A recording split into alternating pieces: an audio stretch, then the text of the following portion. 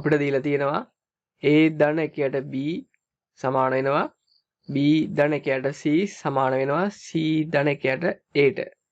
අපෙන් අහන්නේ abc ගුණිතයේ අගය. අපි මුලින්ම ගන්නවා පළවෙනි දෙක. ඒ කියන්නේ a ධන 1ට b සමානයි b ධන 1ට c. මේකේ අපි ලියා ගන්නවා a ඍණ b උක්ත කරොත් 1යට c ඍණ 1යට b. අපි පොදු පදයක් ගත්තාම එනවා b ඍණ c යට bc කියලා.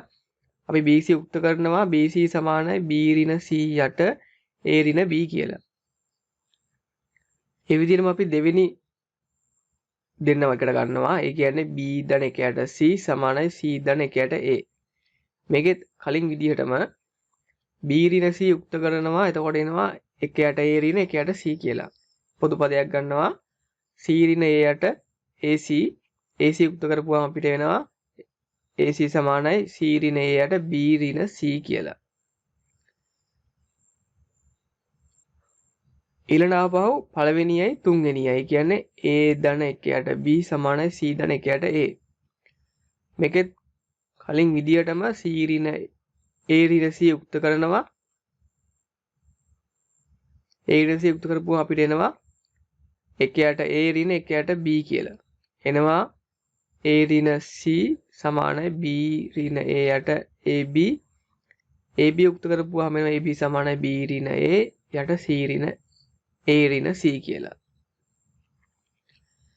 දැන් අපිට ආපු ප්‍රකාශ ටික එකලා කරගත්තොත් එහෙනම් bc සමානයි b ඍණ c යට a ඍණ b, ca සමානයි c ඍණ a යට b ඍණ c, ab සමානයි b ඍණ a යට c ඍණ a.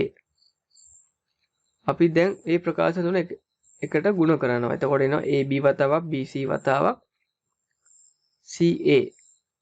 එනවා b ඍණ a යට c ඍණ a වතාවක් b ඍණ c යට a ඍණ b වතාවක් c ඍණ a යට b ඍණ c කියලා.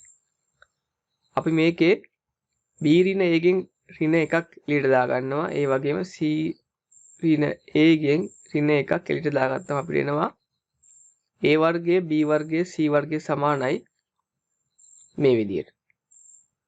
එතකොට අපිට එනවා a වර්ගය a ධන b abc ගුණිතයේ වර්ගය සමානයි ඍණ 1 වතාවක් ඍණ 1. ඒ කියන්නේ abc වර්ගය සමාන 1යි. ඒ කියන්නේ අපිට එනවා abc සමාන ධන හෝ ඍණ 1යි කියලා. එහෙනම් අපිට ගන්න පුළුවන් අවසානයේ abc ගුණිතය අගය ධන හෝ ඍණ 1යි.